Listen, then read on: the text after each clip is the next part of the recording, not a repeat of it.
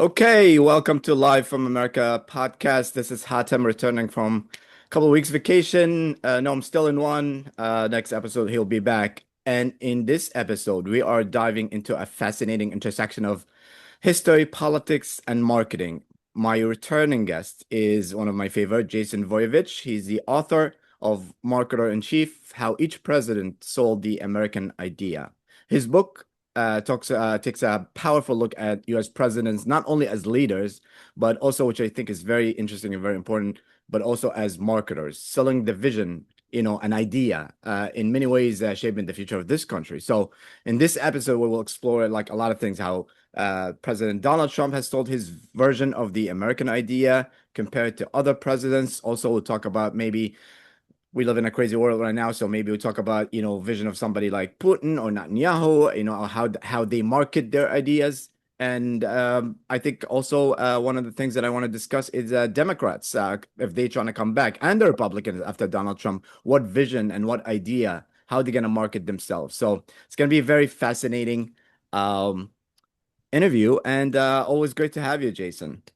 Awesome. It's great to be back. This is a fun topic. I think we're gonna have a really good time. If we haven't defended somebody by the end of the show, we have not done our job. Yes. So we will. That's my personal goal. That's what makes me warm inside. Yeah, there you go. And even though this is not Jason's latest book, but he have a lot of books, and this is not the newest one, which we will discuss later. But this is always fascinating to me because I always think that at some points leaders, Colin Quinn have this joke is like how we find leaders, we don't, they find us. So it's always about marketing and always about that. But let's talk about comedy a little bit more before, because I was texting with Jason the other day. He actually emailed me. I was like, how did I not know about Chris Turner? And a big shout to Chris Turner. He's in America Got Talent right now. He just won the second round. I think he's going to semifinal. Very talented comedian, rapper.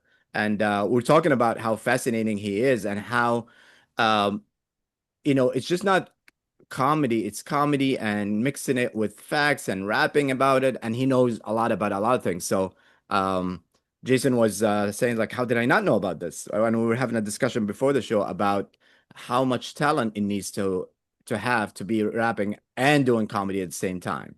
If you haven't seen I think Chris it's Turner, I mean, you got to Yeah, you got to just check go to out the Chris crowd. Turner. Yeah, you can see him in, the comedy side. You can see him in a lot of shows, but he always like, ask the crowd for one word and he would just rap it out and make funny. Yeah, it's what was cool. I saw him on a video, came up on my YouTube feed, and here was a guy who said, "Okay, I'm going to get random suggestions from the audience." So I've seen and even done a little bit of improv. I know how hard it is. Like it is super, super hard, and you freeze up there.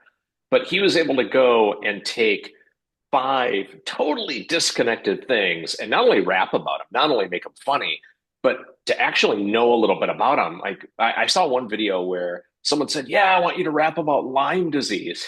He's like, "Oh yeah, Avril Lavigne had that, and here are some facts about Lyme disease." And it was just crazy because he could go into detail, and then he went into detail on each of the things with the different people.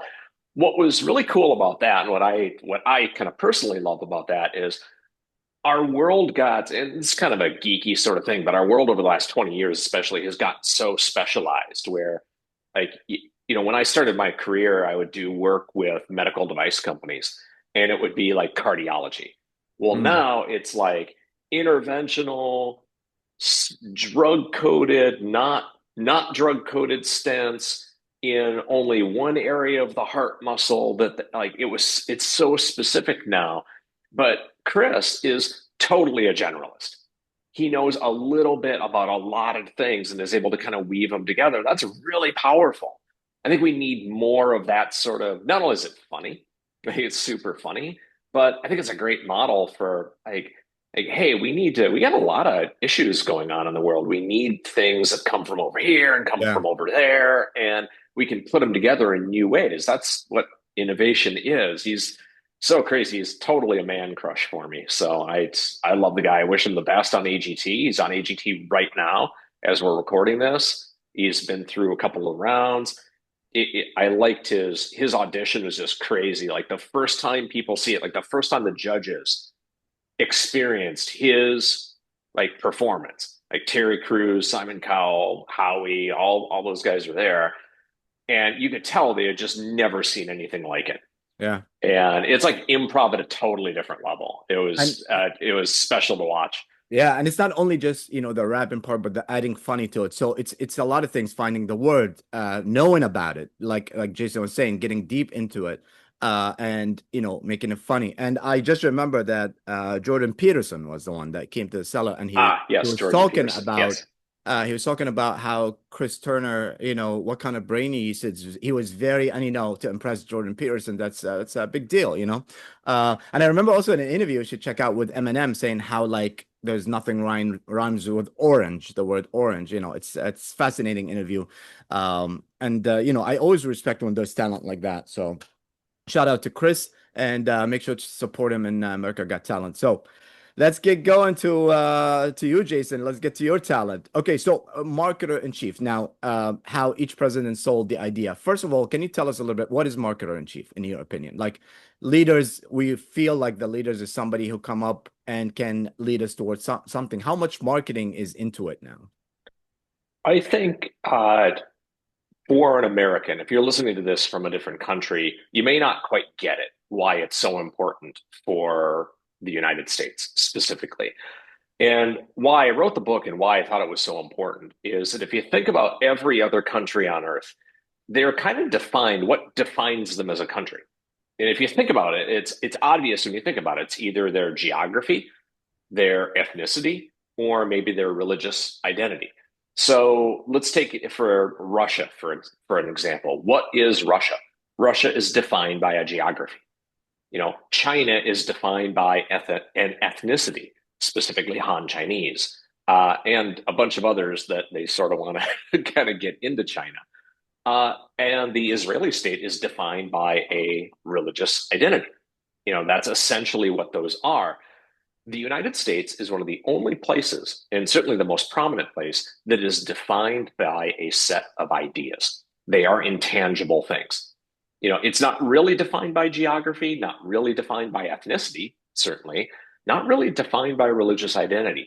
The United States is an idea. And when you have an abstract idea, that's where you need that leadership. Isn't just like, hey, we're going to protect France for French people and the borders of France, and this is where France is, and everyone can think of where France is on a map. At least we should be able to find France on a map. But when you think about the United States, it's not about like where is the border of Maine and Canada. Like no one cares what that is.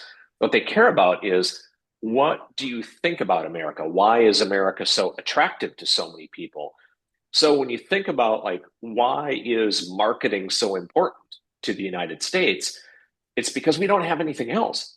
Like, the United States is an abstract idea.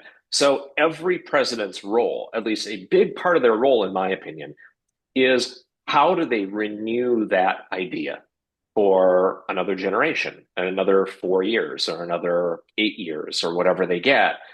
What is their responsibility? What is the vision they want to cast for that idea? What is the spin they want to put on it? And how appealing is it? How do they refresh it? Because the same idea that you talked about in 1790 is not the same American idea in 2020. There are similarities, but there are a lot of differences. How do you kind of make it fresh for new people?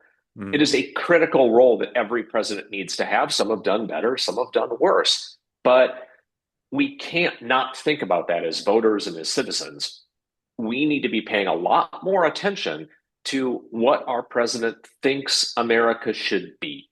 Yeah. Not just the specific policies or how much taxes you're going to pay or all of those things. Like, what is it that we're doing here?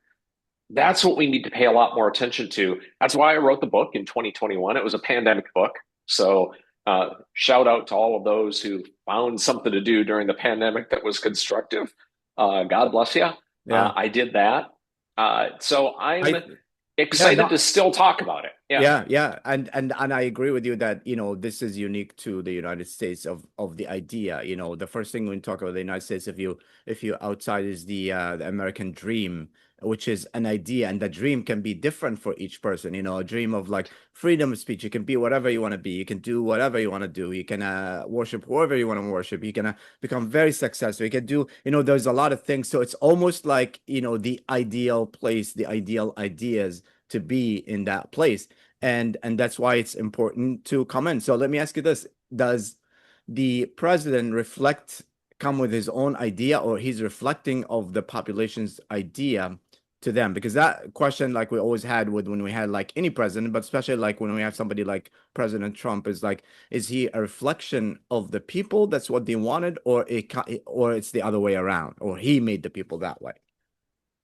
Yeah, that's a really good question. That's an insightful question. I think in Donald Trump's case, he is a little bit more of uh, he's a little bit more of a guide rather than a reflection. He has a very strong personality and a strong vision himself. Other presidents, I think his predecessors, certainly, both Barack Obama and Joe Biden, were a little bit more reflective of they were reflecting and amplifying what they saw.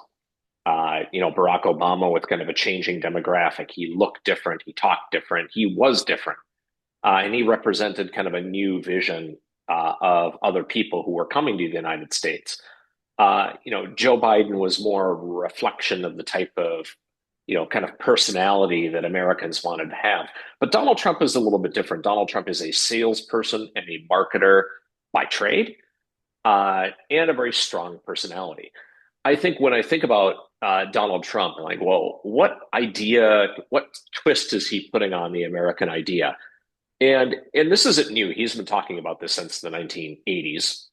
Really, it's a zero sum game. It's really simple. There are winners and there are losers. And in order to win, there must be a loser. And if you're on one side is good, the other side is bad. And there's no Stephen Covey here. That's like he didn't read that book, about win-win. Like that's not how he sees the world. It's competitive, it's aggressive, it's kind of a hard knuckled. He was a New York real estate developer just that kind of crafted that personality, and him in the White House is not really surprising. Like he will often couch it in language like fairness. He'll say, "Hey, that's fair. This is not fair." But fair is a hedge word. Fair is a really good word to convince people that we're not really in a win-lose sort of game. It's hey, if it's not fair, ergo you are in the losing category. You want to be fair means you're in the winning category.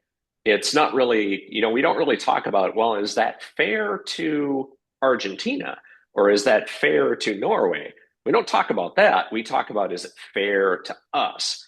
That's kind of that uh, zero sum win loser sort of game.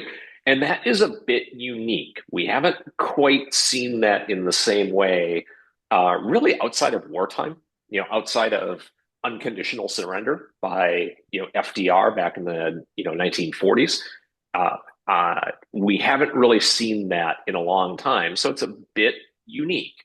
Uh, so it's an interesting approach. I think it's fundamentally kind of a negative approach. It's kind of a negative spin on the American dream.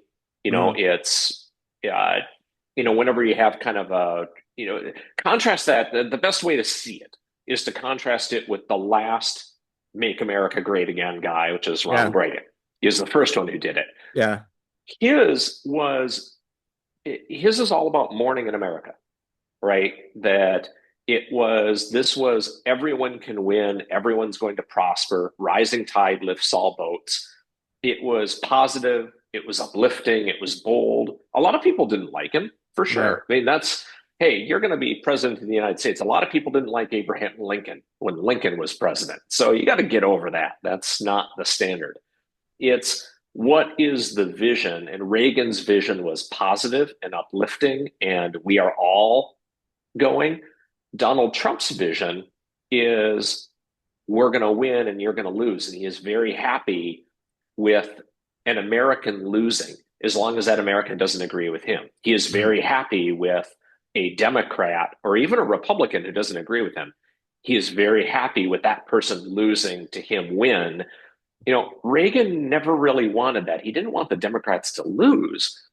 He wanted to convince them. He wanted them to come along.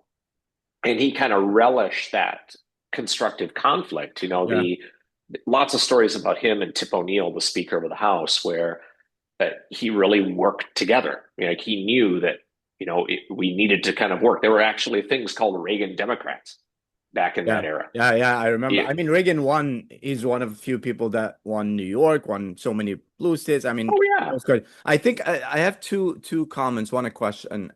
First thing is like speaking of marketer chief, and I was just looking at it and I was Googling it at the same time. It's like because I think to the idea of each one trying to sell something, I was just researching the slogan of each campaign because that's their marketing, thing. yeah, Like when you say like make America great again, hope for President Obama, the courage to fight for America, Ron Paul also says restore America now. Like each one of them like have that message. So it's very interesting to me. Forward was Barack Obama 2012. It's very interesting when you see how the idea comes into a couple of words, and then they define it their own way. They can define like make America great again. Like you said, it's not the first time, but make America great again. What does that mean? Like you said, and I think you put it perfectly, is like President Trump, even with the world, like he was like, we want to be winners and they have to be losers for us to be winners, yeah. stuff like that. My question now, that was the comment, but I think it's very um interesting if people want to go and research some slogans for the campaigns and see how they feel about each president trying to say, and sell something. Some of them are, I think it's very, stupid, and some of them are very right to the point, and I think it's good. But my question to you is like with marketing, is it always like you studied the history of marketing, for each president and stuff? I feel like recently become more marketing in terms of fear, fear something to market something. Even when you say like make America great again, it's a fear of not being again, like losing our, step or where we are and stuff like that. But if how much marketing based on fear, even the last couple of campaigns, it's always like it wasn't never about, hey, vote for me, I'm better. It's like, no, don't vote for him. He's gonna make it a disaster. So what's your thoughts on that? Yeah, I would say that politics has always been a tough game. If we remember today, presidents, we can name them, Washington and Adams and Jefferson and Lincoln and Grant and these Roosevelt and some of the, Kennedy.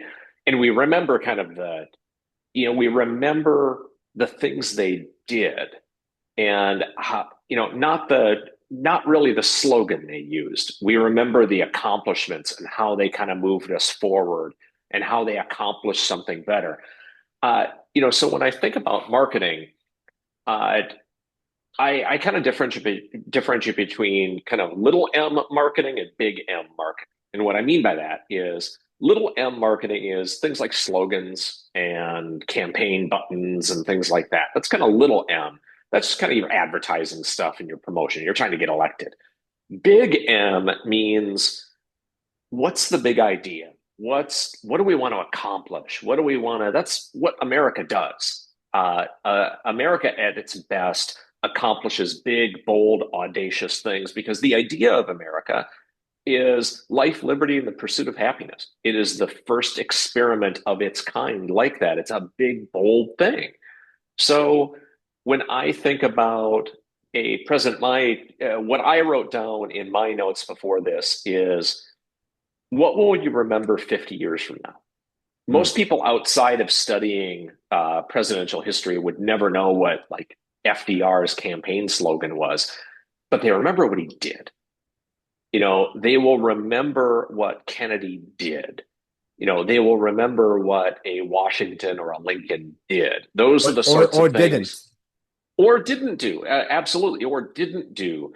So the campaign slogans are important in the moment, but really what I want people to be thinking about, what I think about when I think about voting, is not what they're saying, but what it is they're doing. Actions speak louder than words. And I am much more convinced about like what are the types of actions? Like what is their big vision? What is the big plan? What do they want to be taking us towards? You know, uh, you can agree or not agree with someone like it with like an Elon Musk who is not president, couldn't be president under our constitutional system. But hey, we want to go to Mars. We want to colonize another planet. Okay, that's a big, bold, like we want to go to the moon sort of thing that will drive along a lot of other energy and change and progress that will come along kind of in its wake. But right now, I think we have slipped into a lot of fear, and that's what Make America Great Again means, is it is coming from kind of a negative place. Like because the slogan Same implies thing with that we're hope. that Same we're thing not. with forward. Yeah, same thing with forward, same thing with hope. It's like, well, things aren't good now, but we have hope. Or things aren't good now, but we have to move forward. Who's inspired by that? Yeah. And that's really the issue. I'm frustrated by that because when I look at especially younger people, you get kind of two paths going on right now. I will tell you that younger people are not gronking on this at all. Two big reasons. One, you take a look at one set of data going in one bad direction is the amount of mental illness among Gen Z people right now, especially among progressives. So all of this messaging that we've been talking about, this negative victor oppressor mindset messaging that kind of has been on the Democratic side, same thing. Democrats don't like this. Is you guys are doing the same thing Donald Trump is doing. You have a negative message. It's the same thing, just with a different flavor, a Yeah. different spin on it. So you've got a negative message, and you are making people mentally ill. That is, it's the rate of mental And illness. enemies. You're making enemies, the same thing as Donald Trump is doing. You're doing the same thing. You're creating enemies. And isn't it funny that you get higher rates of mental illness and a much higher rate of Gen Z people going back to traditional mainline Protestant and Catholic churches? Uh, because part of that, they want a message that is bigger than themselves.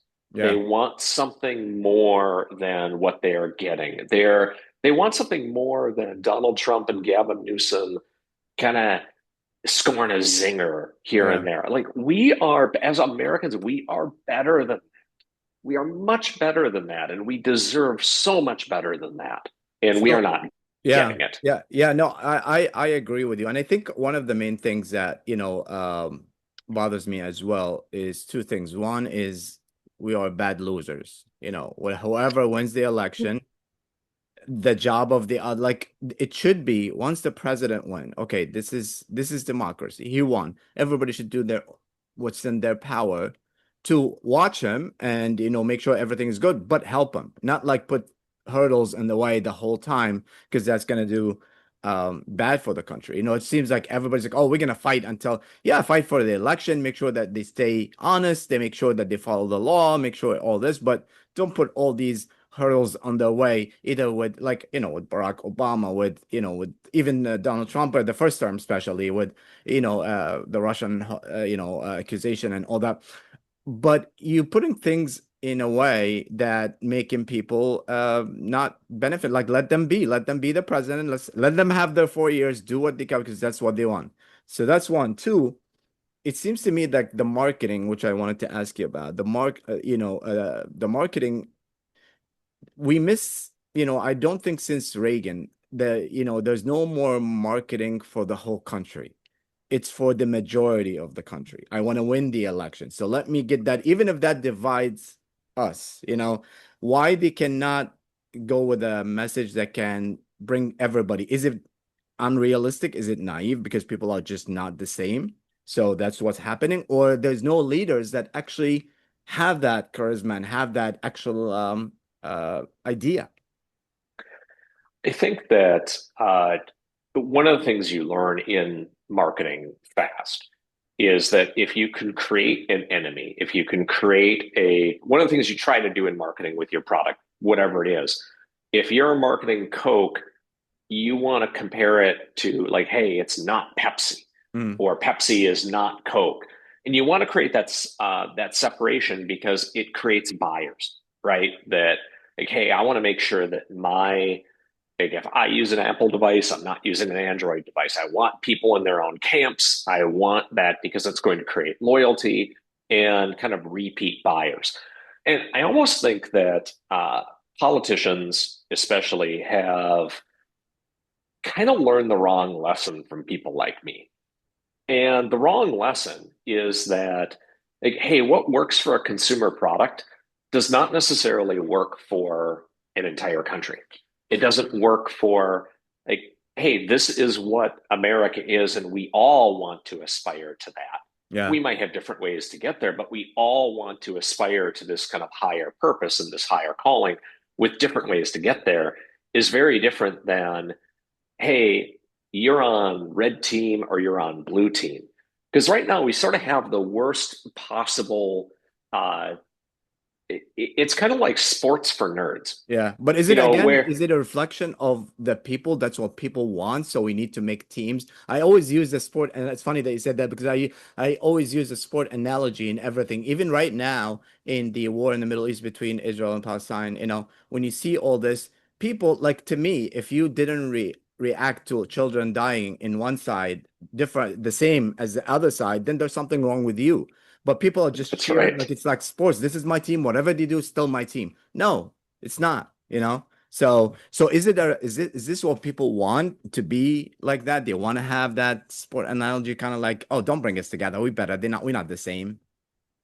Yeah, I think it's funny that, and the reason I call it kind of the worst kind of sports is like the worst part of sports, because let's say you play, name a sport you play. Let's just take baseball, Baseball. kind of America's team, America's sport. Okay, you're playing, the Yankees are playing the Twins, and usually the Yankees mop the floor with my Twins, but that's okay. We can deal. But like, yeah, you can have your team and you can have a rivalry, but in the end, you're playing a fair game and you're enjoying baseball and you're all having a good time in the infield. And when things go wrong in baseball, and there's that story of that lady who like took that ball from that kid or something, Yeah. just in the news right now.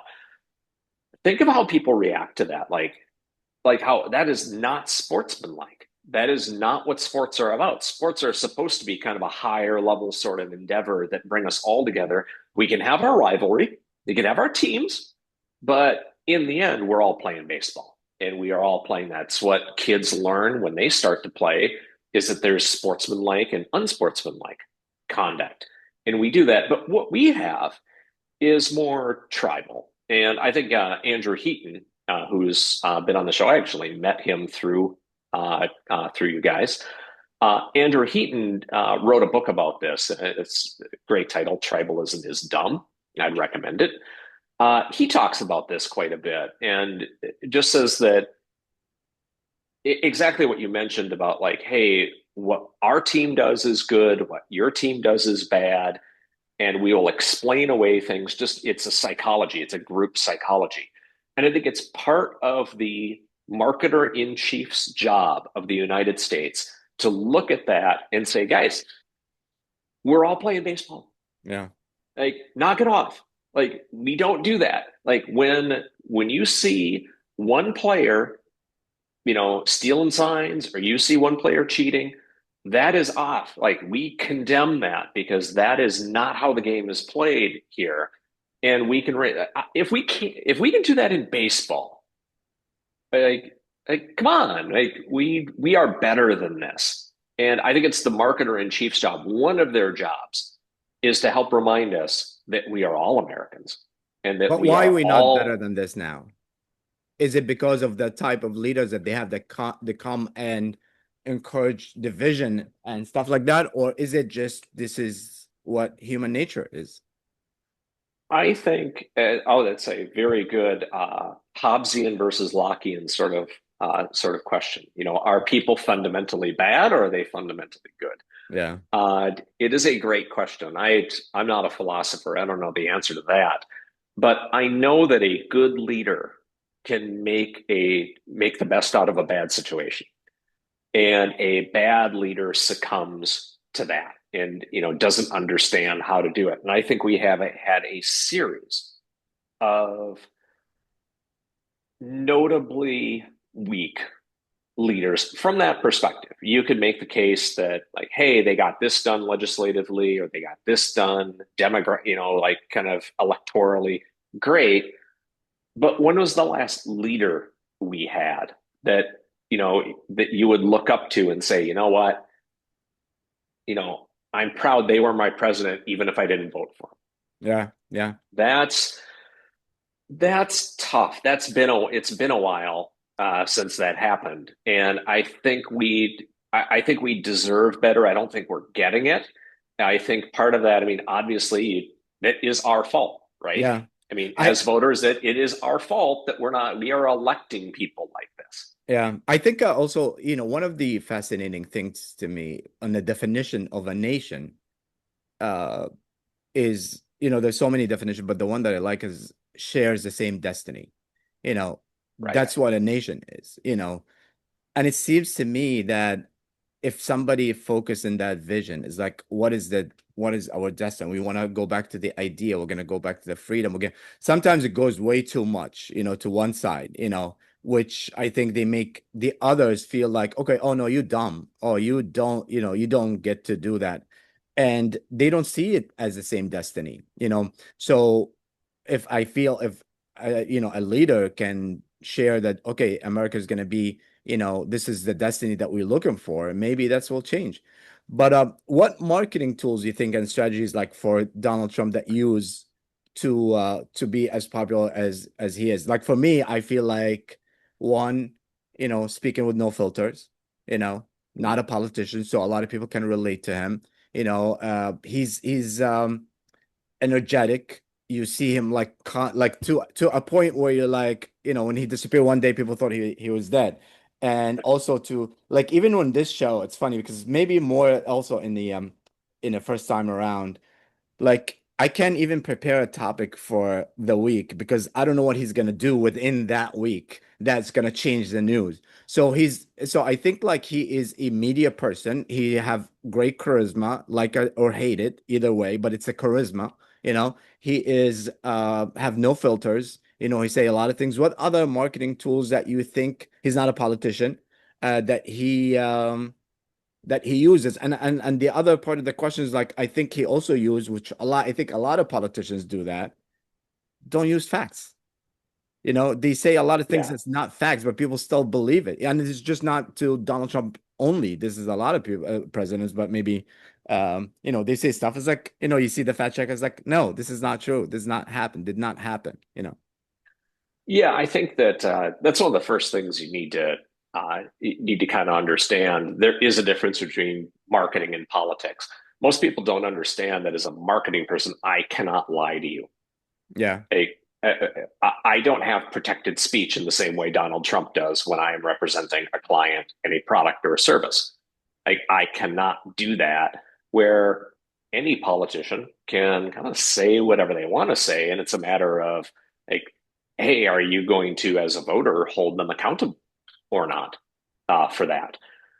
So yeah, if we set facts aside, And one more there's a thing, I'm one. sorry. You know what bothers me Yeah. also? I just remember whenever there's a debate, they never, both candidates, answer the question ever. Oh yeah, uh, it, That's marketing strategy, right?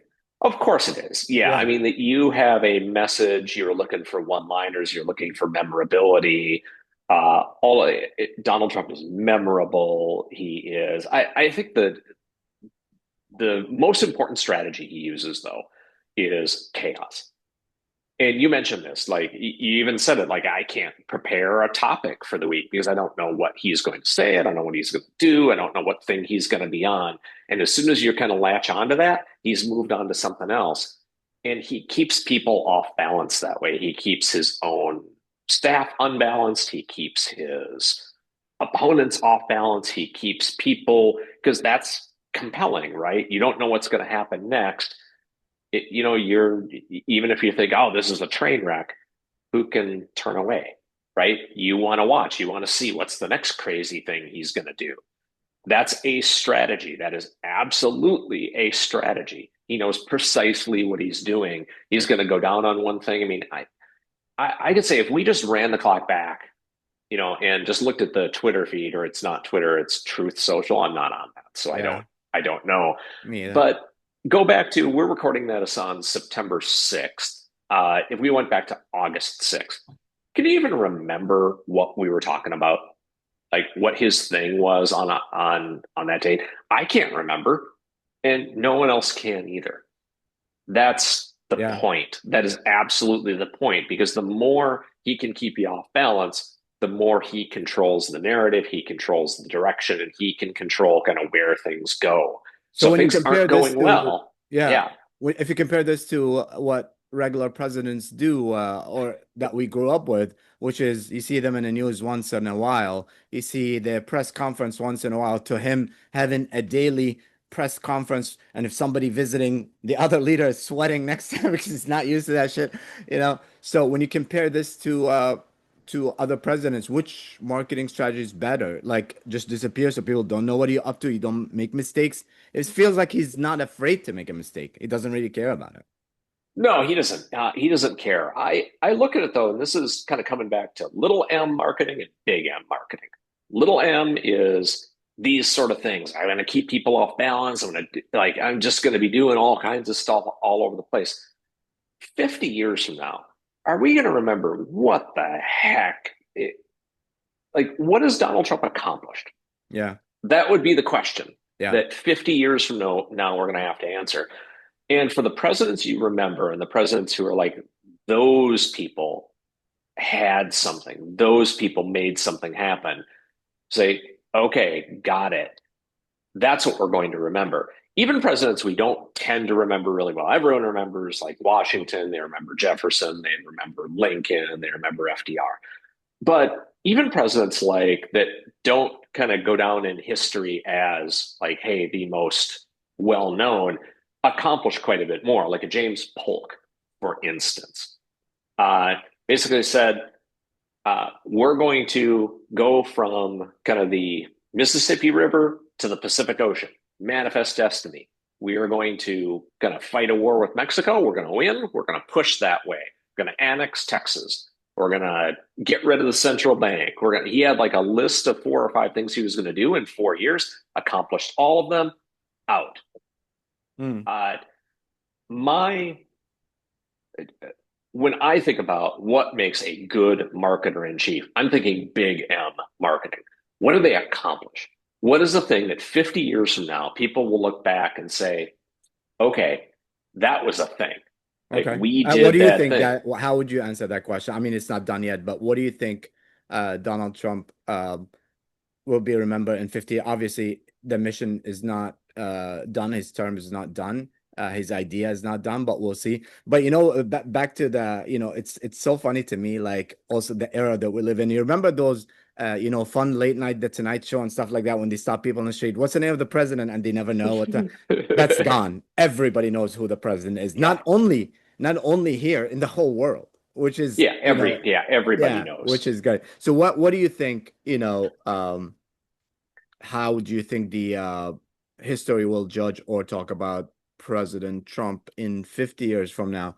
I mean, I think the border thing is incredible, how there's no more, it's in and I don't even know if it's because of the chaos or because of like I don't know how, or policies. I don't know how he did it, but That's going to be hard to say. I will tell you, to studying, that kind of great arc of history. One of the challenges in writing a book called Marketer in Chief is people think like, oh, well, eight or nine are you going to pick? Because that's one of the first, when I was talking with a publisher in New York about the book, he's like, okay, well, I get it. Why are you going to write about every president? And I'm like, well, why wouldn't I? He Yeah. said, well, there are only eight or nine of them that are interesting, that anyone cares about. And that was kind of the point. That's why they are just like, nah, we're not interested in the book as you put it together. And the reason is we've had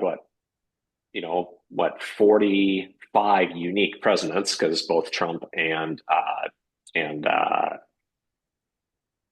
who am I, Grover Cleveland, served two non-consecutive terms. So uh, I would say that the majority of them, 30, easy, 35, are forgettable. Mm. You look back and you say, yeah, you could, if you went back and you studied that era, there were some things that were important in that era. But as far as like, hey, major accomplishments, major things that we are still benefiting from today, maybe 10. Yeah. So when What when you about think like like no major failures? Like that, how is that stand in history? Like if you're a president, you haven't accomplished something great, but you managed during crazy times to keep the not to nation where it is. not to screw it up, that's the Gerald Ford presidency. Yeah. Yeah, the I managed not to F it up. Yeah. Uh, Great, but we talk about that 50 years from now. I mean, that's like, hey, you kind of managed to kind of not screw it up. That's a pretty low standard for Americans. That is not our standard. No, but I You mean know, in our terms of something like maybe like COVID, like the way it was managed, like somebody could, because now even governors, you can manage like it can be like, okay, let's see how each governor manage their own state. And you'll be like, okay, somebody like we know that we didn't know. We knew that, we know right. that we didn't know. So how people reacted. So during stuff like that, I'm not saying about not fuck out in general, but I'm saying that during like a situation where like COVID or AI or wars or stuff like that, not to be dragged into something, you know, I think leaders can be, COVID is a great example of leadership as governors of how each person tried to do it, who tried to use politics, who really just cared about the people, I think that should go down in history, stuff like that. Yeah, I think that's it's funny that uh, usually what happens is what we think during the time, and if you read like the newspapers of these different eras, what people thought you were going to be talking about 50 years from now is never what it was, Yeah. because we don't know, right? We don't know the impact, the long-term impact of that. For instance, let's say uh, the impact of closing the borders, for instance. Let's say that there's a good chance that could be precisely what Donald Trump is known for 50 years from now, for maybe the opposite reason that he's hoping right now, because the entire planet is on a demographic bump. And we are very likely to begin losing population. We're already losing population in lots of countries. uh, what happens, one of the reasons that you have economic growth is you have more population. That's one of the drivers of economic growth, in addition to productivity and all kinds of other things. But population growth is a major source of that. What happens when you have fewer people year on year versus more people year on year? That is definitely happening in Japan. It's happening in Russia. It's happening in Italy. It's happening in Germany. It's happening in China. It's going to be happening in India. The only place where birth rates are above replacement rate is in Africa. Yeah. It's the only place right now. So And to your we, point, sorry, go ahead. no, we might be, this might be one of those decisions that 50 years from now, the right answer might be open borders for exactly the opposite reason Yeah. that you might think. Yeah, no, correct. That's why, it's good to see how it's gonna react. I think there have to be a balance, policies of getting, immigrants in, because this country is built on immigrants, obviously, but also law and order. But to that point, one of the things I think that, was a direct reason that Hitler used lose the war was obviously what he did with the Jewish community, but all the scientists were driven out and they came here. So they became here, and that's one of the which is Einstein or like and all that crew that happened to get all the weapons on. So he stopped what could have won him the war and drove them somewhere else. And if we end up having the best of the best leaving here, maybe that will be a thing. I don't know. you know Yeah, to this point, when you think about, when you talk to people in the United States, very different than when you talk to people out of the United States generally. Most of the time it's like, well, I wish I could go there. Like yeah, that's kind of the dream, is to come to the United States still. Uh, because this is the place where you can make something of yourself that is much more limited in most other places in the world. And most people here don't quite realize yeah. that. Uh, but it doesn't take much to begin to kind of switch that. I mean, there's a huge opportunity for President Xi in China, because China is a massive demographic problem. He already I, asked all the rejected of student visas, the V1 visas to go there. yeah, I mean, it's one of those, like, President Xi has this wonderful opportunity right now to say, "Hey, China is open. We want you to come here." And we like what President Xi is trying to do, and he has been trying to do recently, and he doesn't care about Russia or India or these. What he's trying to do is say this China should be the center of, kind of the, China, not America, should be the kind of the guiding light, and this should be the Chinese century, not the American century part two. So he has a great opportunity to open things up and have people come there. But China is one of those places that's defined by its history and its geography Yeah, and its ethnicity. And if you're not Han Chinese, you'll never be yeah. That's why. accepted. You'll never be Yeah. part of. You'll That's never why be it's part of great to your the. point again that you started, which I think it's a great point when we started the show, is like this is the only country in the world that based on ideas, not ethnicity or religion or anything, and we need to keep it that way. A lot of people, I have this discussion with somebody about, how some immigrants never like they make some money and go back and never feel accepted here, and some thrive here, so it's really we have to like things have to be like obviously organized and law and order and all that, but we have to remember that this was always a nation built on immigrants, coming from Italy, Ireland, Germany, all over the world, Africa, obviously, and they help so much. So we need to keep it that way in a way that we organize it.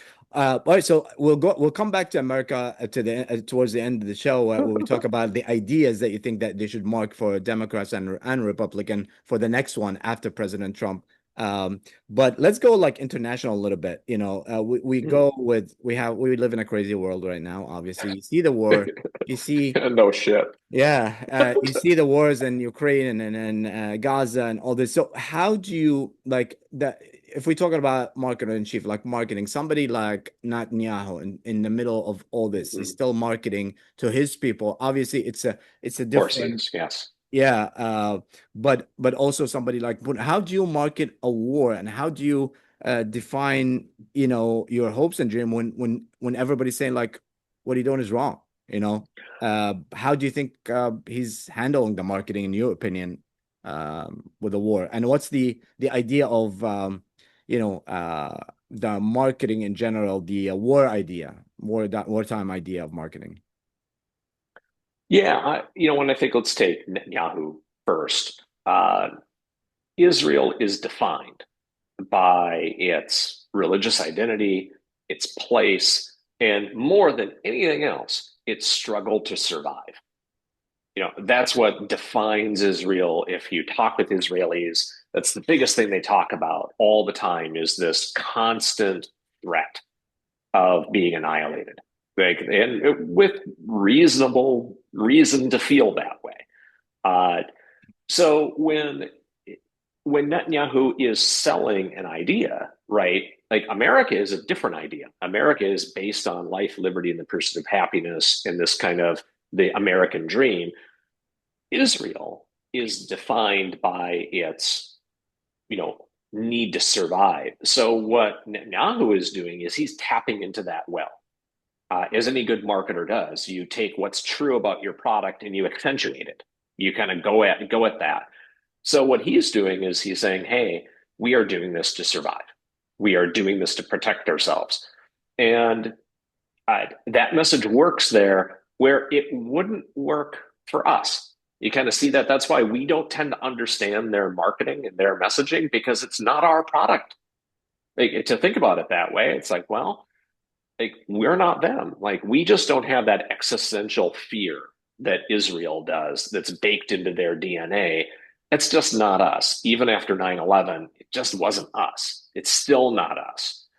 Uh, Putin's Russia is a different sort of animal. They are defined also by insecurity, but mostly by geography.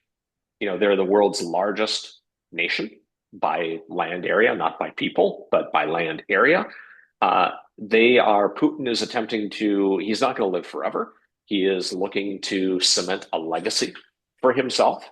I think that's what's driving more of this than anything else. But Russia has always been concerned about buffers because Russia has no natural, other than winter and a lot of open space, it has no defense against anyone who's coming in. So they want buffer states. I mean, that was the whole idea. That's been the same idea for hundreds of years. Russia didn't want anyone, like Napoleon invaded, all kinds of invaders have come in, and they've run into trouble for hundreds of years.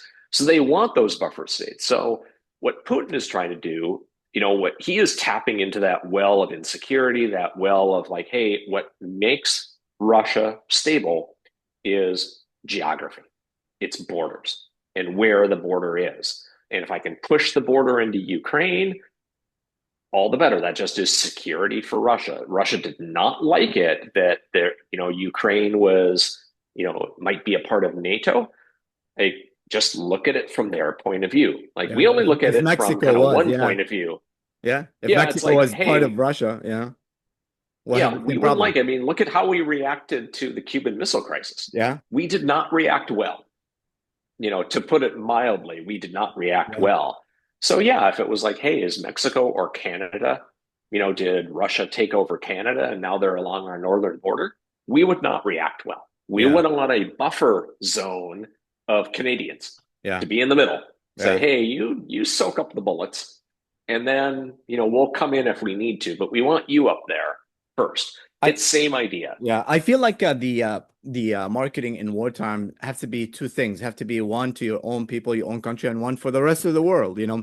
So Right. That's if right. we for Israel and Gaza war, obviously to the world, he was saying, and I like there's certain things like when they call the Israel armies the IDF, defense forces, and that's Yeah. marketing, just like it's defense. Of course it Like a is. lot, Yeah.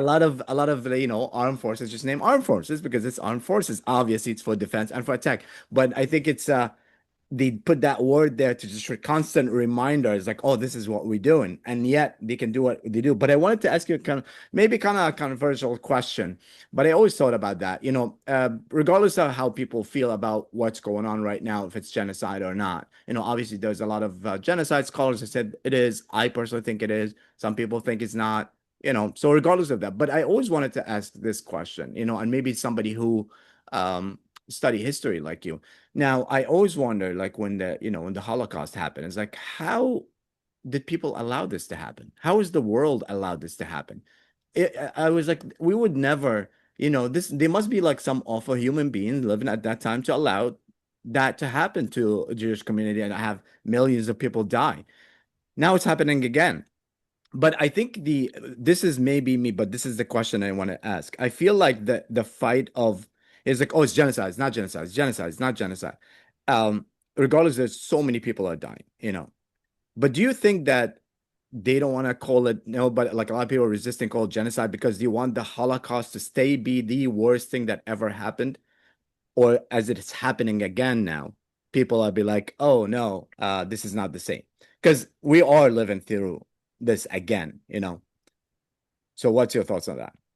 I know it's a Yeah, hard that's question. a no, it's a that's a tough question. I think that uh, if it's there's an old saying that you that if it's a recession when your neighbor loses his job and it's a depression when you do, you Mm, know. And I think the easiest explanation for for a lot of that is like, hey, is it happening to you? Isn't it happening right near you? And what would it take? Are you willing to strap a rifle to an 18-year-old and send them over there? yeah. That's really what it comes down to, right? It's like, well, you know, and in World War II, if the Holocaust were the only thing that were happening, there weren't an invasion, there wasn't an invasion of France, there wasn't an invasion of Russia. It was just the Holocaust that happened without the armies in there. Would it have been stopped? The answer is probably not. Yeah. You Yeah. know, so outside of a wider conflict, it's very difficult. Yeah, it's a tough question. That is a very relatively even the concept of genocide is a relatively recent sort of thing. When you take a look at a longer arc of history, Yeah. I am reminded of kind of the Mongol view in the 14th and 15th centuries as the Mongol hordes kind of went across Asia essentially. Uh, they had a different view of the people there. They treated the like, hey, there were humans and these other people, they looked like humans, but they were settled people. They weren't on horseback. They weren't nomadic. They were settled. They were more like the livestock that they were next to. And the Mm, Mongols treated them like livestock. They just didn't have that concept in their mind. Like this is a very kind of Western concept of humanity that I think we just understanding kind of our priors is important. That we have a concept that all people are created equal. That is not universally shared. yeah. If you take a look kind of kind of across the globe, like on the West, the United States and much of Western Europe, when you go to other places around the world, that is not necessarily the case. That like, hey, like a Han Chinese and a Japanese and a Korean and a Sub-Saharan African and an American are all Yeah.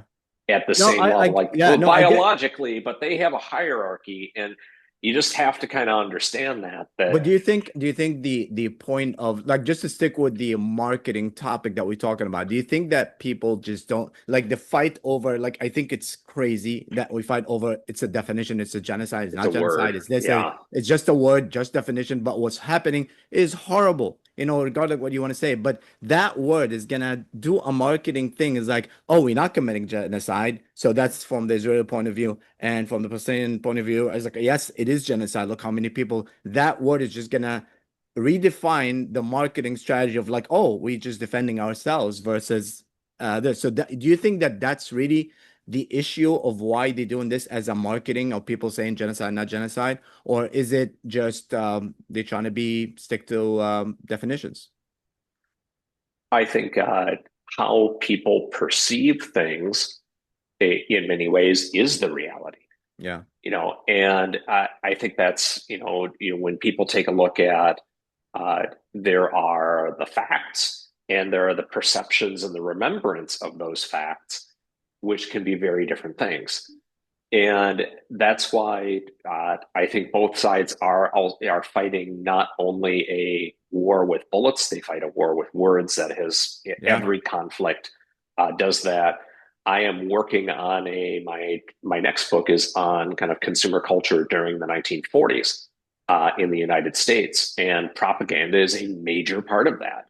That was a major thing on like how we talked about the war, how we yeah, talked about our purpose in the war, how we talked about our enemies in the war. yeah, Those were really carefully considered things. So this isn't new. Making sure that uh, you're using the right words, not just for your allies, but for your enemies yeah, and for kind of the world at large. So you don't kind of run yourself into bigger trouble.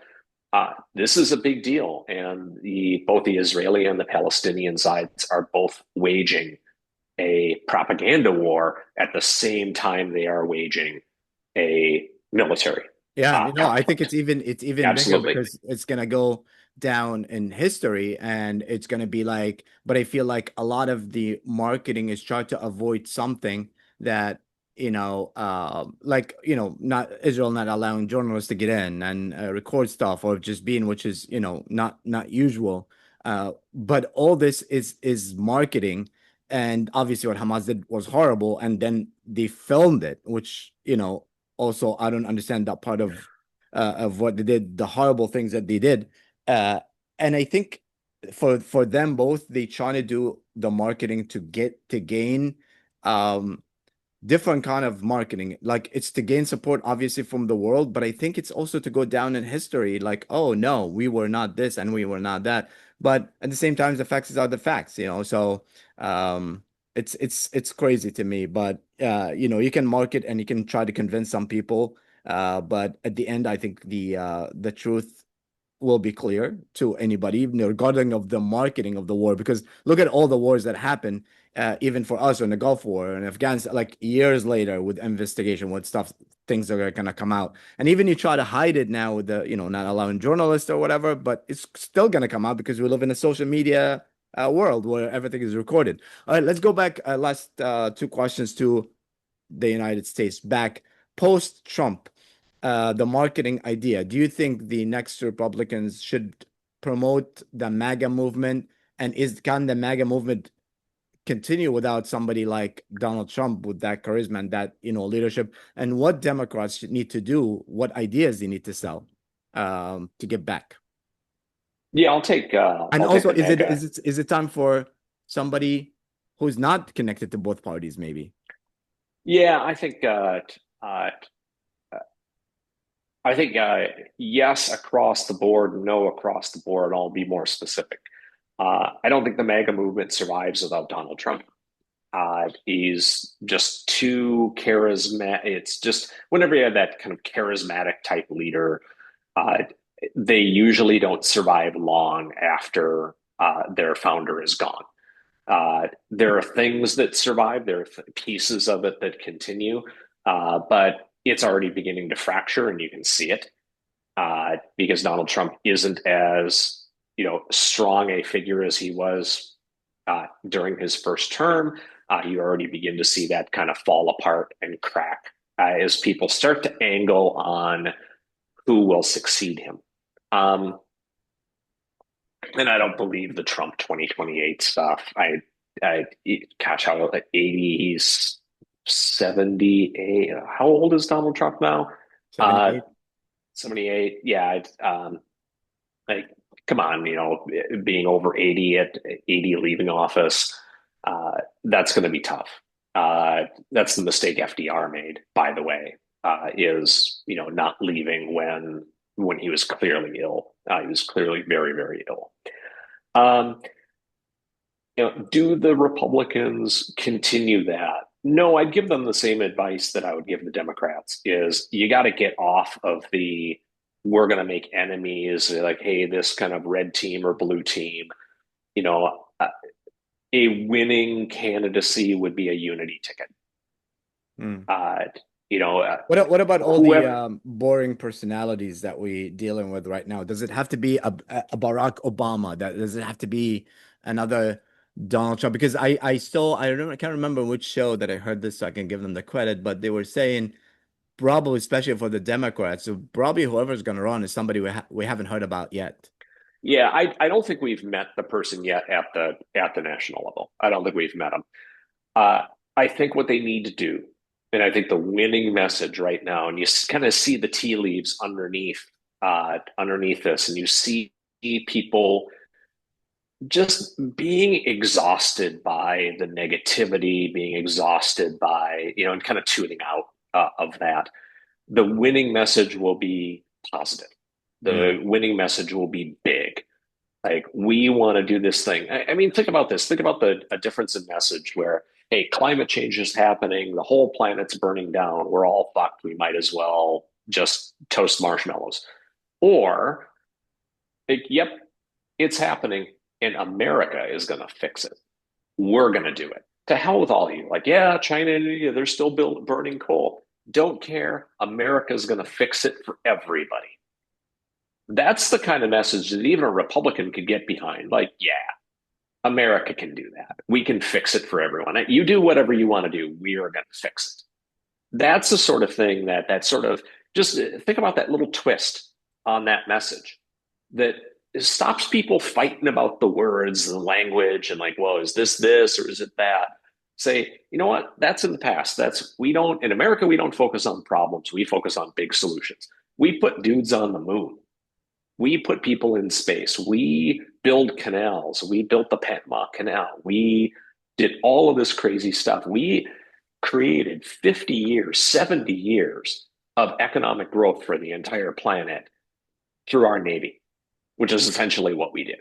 Through our military force, we created stability that allowed a massive economic boom for the entire planet. Like, come on. Like, the next candidate, if they can come through with a message like that, that is, we're going to do the next big thing. We are ready for the next big thing. We have all that we need. We have all the assets we need. Like, that's cool. So you think that's That's, versus economy, the prices, the things that people deal with it on a regular basis is stronger yeah, message? yeah, absolutely it is. And, you know, people say, well, it's pocketbook issues. Yeah, when they have nothing, when there's nothing else, sure. You know, when it's like your inflation, we're arguing about the price of milk or, you know, the wrong gender people in a bathroom, like, well, that's ridiculous. Like, Yeah. we can do much better than this. And that's what the opportunity, and that's what I see when That's I kind take of a the look at. advantage of having a kind of like good life on these are your problems. For those who didn't live in the rest of the world, and this is why this is to me the greatest country of the world, because especially if you haven't lived somewhere else and know like struggle of daily life and what you can and can do. So these are good problems to have if It's a great problem to have. We yeah, don't know how lucky we have it. And studying history is one of the reasons I study history and why I'm such an optimist and so positive. You only have to go back 100 years, and you think life used to suck. Like, go back 150 years, and there's no antibiotics, there's no dental care, there's no like like 1 out of 10 women would die in childbirth. I mean, think about that for a yeah, second. Like, come on, like, we have it really good, and especially in the United States, yeah. we are so blessed here. Uh, And I even think not we just owe it. 100 years Yeah. ago. Yeah, not just 100 years ago. There's happening right now in other places in the world. Well, of course it is. Yeah. Like, it's still happening, and I think one of the things that the United States has done over its history, especially in the last since since the end of the war or World War II, has been to pull the rest of the world along. Yeah. When you take a look at every measure that matters, infant mortality, life expectancy, like all of the things have gotten better, and America has led the way on that. And I think to descend into this kind of petty bickering, it's like someone's mom or dad needs to step up, slap the kids, and say, Yeah. knock it off. We have some things to go do. Yeah. Let's go play some baseball. I think, debate, usually that not the one with the best knowledge wins, it's the one with the charisma and better speaker Best that vision. wins. Best Yeah. vision always wins. Yeah, that's a thing. But as of marketing, when you have somebody like Bloomberg or DeSantis, like with all like DeSantis has a great momentum, Bloomberg has great momentum, and have the whole money in the world, still couldn't market themselves.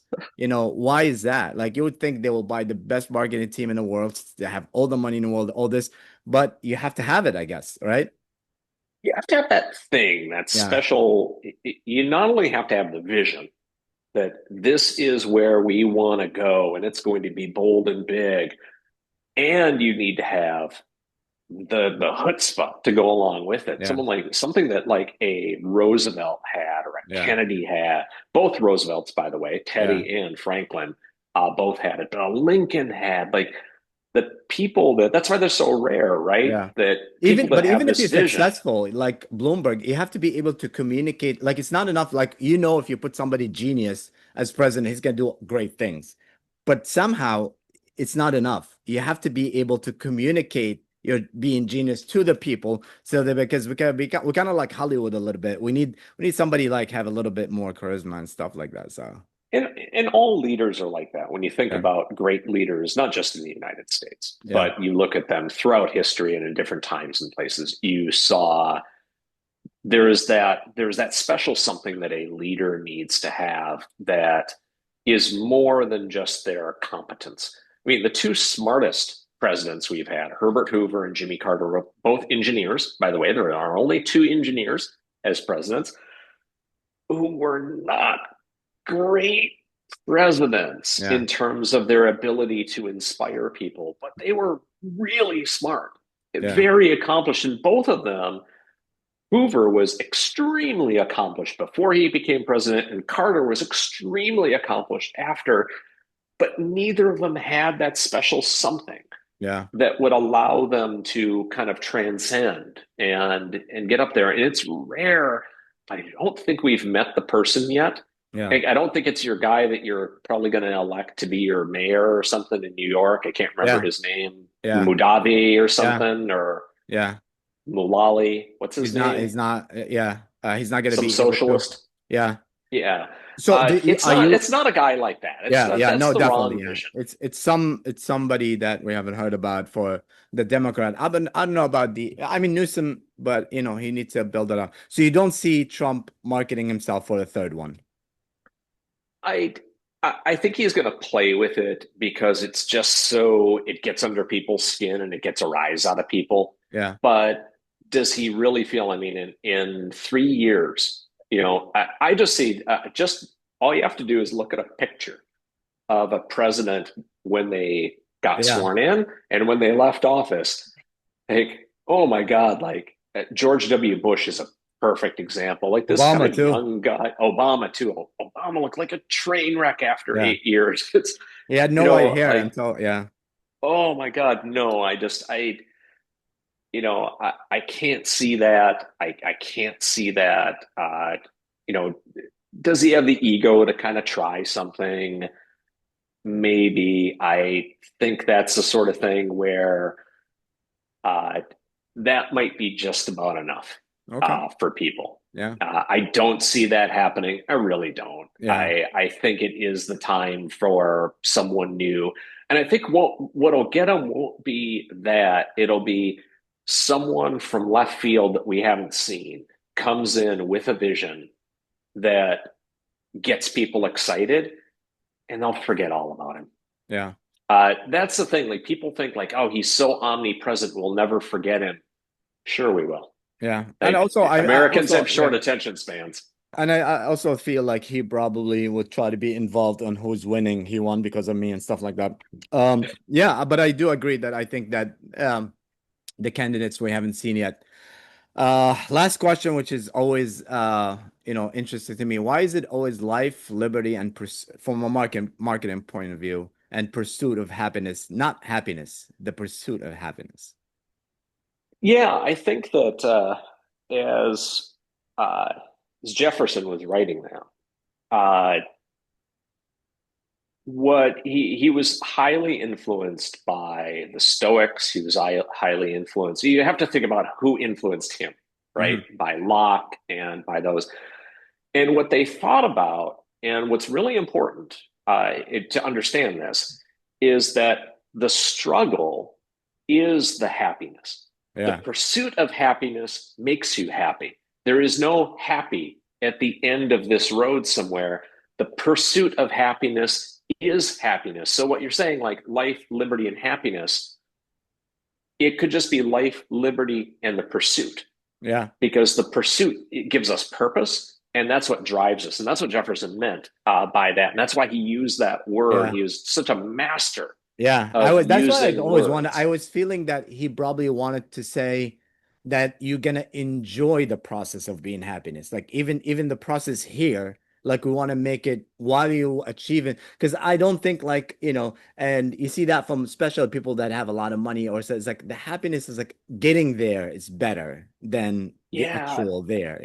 So I think it's genius, but I always wanted to ask from marketing point of view, why not happiness or not, why not just pursue it? Like it feels like the journey is here in the United States is the best part of it. So yeah, it's the journey that defines us. That is something about kind of the American idea, life, liberty, and the journey, the yeah, pursuit, that we are always looking for something better.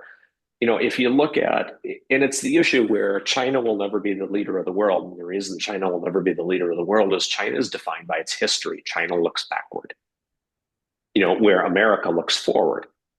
And that's just fundamentally in the DNA of the country that if you're looking forward, this is where you do it. yeah, Uh, I know President Xi would disagree. There would be a lot of Chinese who would disagree with me. But uh, how many people are emigrating to one place versus emigrating to the other? yeah, yeah, People vote with their feet. And that's been true for 200 and some years. It'll be true tomorrow, too. yeah. Well, Jason, that was great. Always great to have conversation with you and discussion. If people want to follow you, find you, get your stuff, where can they do that? Yeah, easiest place you can go to jasonvoiovich.com. So just my name.com. But I'm kind of like Tigger. I'm the only one. So I'm not hard to find. But if you Google me, you get some guy in Alaska. So please click on the Did You Mean Jason Voiovich? Click on the bottom one. I don't understand why Google did this. It really irritates me. And that's only happened recently. I Yeah. am not the guy in Alaska. Um, uh, Check out my books on Amazon. Uh, that's the easiest place to find me. Marketer in chief, obviously. I even lowered the price so that it's like $2 or something for the ebook. You can pick it up and you can read it yourself. I think it's really cool. I still think it holds up 5 years later. Uh, my other two books are there as well. A book on the 1920s and the 1930s, all about consumer culture and the stories around that. They're story driven books. You have never heard these stories before. They're really cool. You'll really like it. And if you want something a little bit more current, follow me on Innovation History on Substack. All right. That's where you can find me kind of more regularly. Excellent. Thank you so much. Great to have you. Hopefully see you in person soon when you come visit New York. This is Live from America podcast. Thank you. Thanks.